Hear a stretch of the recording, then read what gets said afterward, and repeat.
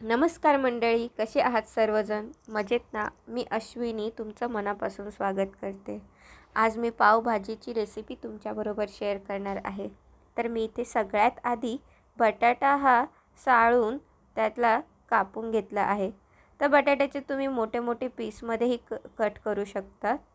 नंतरून गाजर मी कापून घेतलं आहे आणि फ्लावरही व्यवस्थित साफ करून घेतला आहे. तर हे सगळं आपण कुकरला लावणार आहे आणि 3 ते 4 शिट्ट्या याच्या करायच्या आहे. त्यामुळे तुम्ही बारीक कापून घ्या किंवा थोडं जाडसर कापलं तरी चालेल.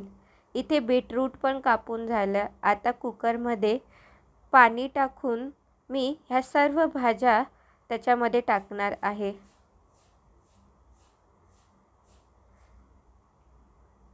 आता याच्यामध्ये जे हिरवे वाटाणे आहेत ते पण मी टाकलेले आहेत. आता पाणी टाकून घेत आहे. याला थोडंसं मीठ टाकायचं आणि थोडंसं तेल. आता चव येण्यासाठी याच्यामध्येही आधी आपण पावभाजी मसाला टाकणार आहे. पावभाजी मसाला नंतर सुद्धा आपण वापरणार आहे, त्यामुळे आता थोडा भाज्यामध्ये व्यवस्थित मिक्स करण्यासाठी तो आता पण टाकून घ्यायचा. आता मी 2 टोमॅटो इथे मोठे मोठे कट करून घेत आहे आणि 1 कांदा हा मोठा जाडसर कट करून घेतला आहे, कारण मी हे मिक्सरला बारीक करणार आहे. आता इथे जे बाकीचे 2 कांदे होते ते मी एकदम बारीक कट करून घेत आहे. तर हा आपल्याला व्यवस्थित परतून घ्यायचा आहे, त्यामुळे इथे मी हे 2 कांदे आणि 1 टोमॅटो हा मी बारीक कापून घेतला आहे.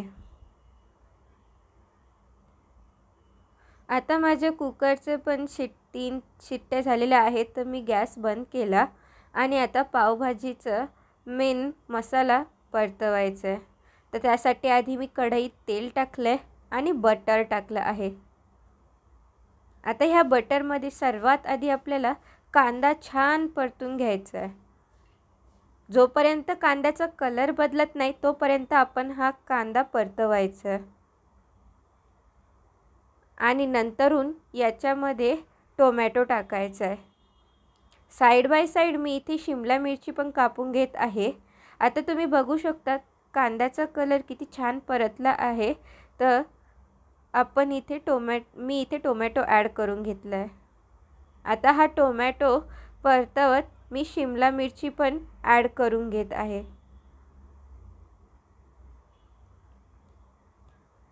आता ह्या व्यवस्थित भाज्या परतवायच्या आणि याच्यामध्ये मी जी टोमॅटोची आणि कांद्याची पेस्ट करून घेतली होती ती ॲड करून घेतली आणि अद्रक लसूण पेस्ट ही तर महत्त्वाची, ती पण मी आधी बनवून ठेवलेली होती, ती आता टाकून घेतली आहे.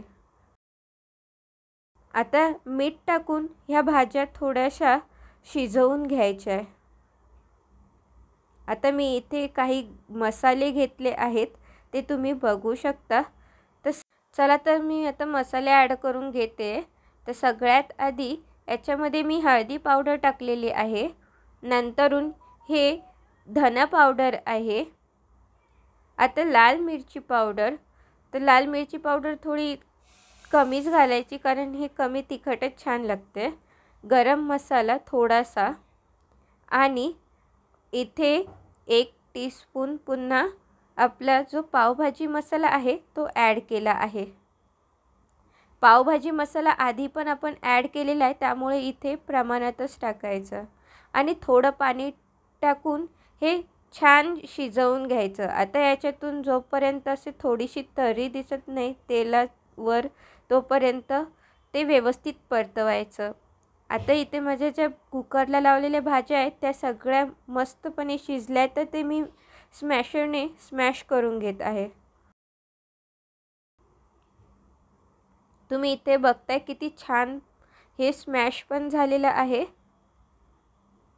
आणि याला बीटरूट टाकल्यामुळे कलरही छान आलेला आहे.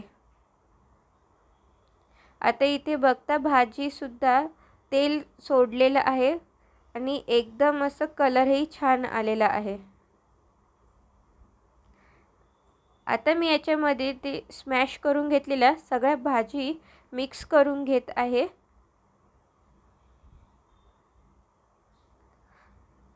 आता हे व्यवस्थित शिजवून घ्यायचं आहे आणि याच्यामध्ये जसं पाणी लागेल तसं ॲड करत राहायचं। तर याच्यामध्ये तुम्ही गरम पाणी पण ॲड करू शकता।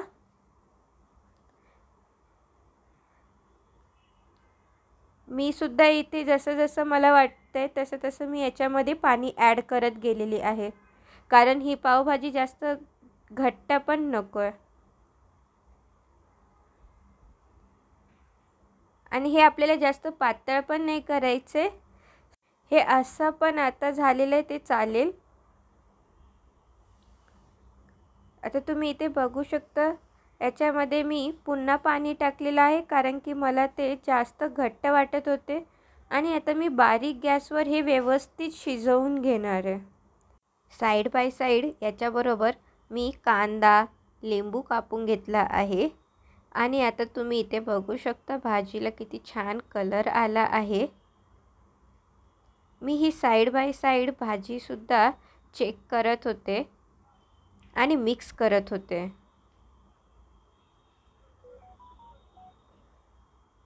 आपल्याला आता त्याच्यावर थोडी कोथिंबीर टाकून घ्यायची आहे। जेव्हा तुमची भाजी शिजेल त्याच्यानंतरून तुम्ही ही कोथिंबीर ॲड करून व्यवस्थित मिक्स करून घ्या आणि तुम्हाला जर वाटत असेल की थोडं बटर पाहिजे तर तुम्ही ते बटरही टाकू शकता। मी सुद्धा इथे बटर टाकून घेतलेला आहे। आता माझी भाजी पूर्णपणे तयार आहे। मी त्याच्याबरोबर लागणारे पावसुद्धा भाजून घेत आहे। त्यासाठी मी आधी तव्यावर थोडंसं बटर टाकलं आहे आणि थोडासा पावभाजी मसाला टाकून तो पाव व्यवस्थित शेकवून घेते आणि मग नंतरून आपण जी पावभाजी बनवली त्याचंच थोडंसं भाजी घेऊन ते पाव मिक्स करून घ्यायचा आणि त्याच्यावर कांदा टाकायचा। चला तर मग आता मी इथे सर्व करून घेत आहे। माझी पावभाजी तयार आहे। तुम्हीही अशा प्रकारे बनवल्याने तुमची ही पावभाजी टेस्टी होईल। एकदा तुम्ही नक्कीच ट्राय करा। चला तर मग व्हिडिओ आवडला असेल तर like, share and subscribe. Thank you.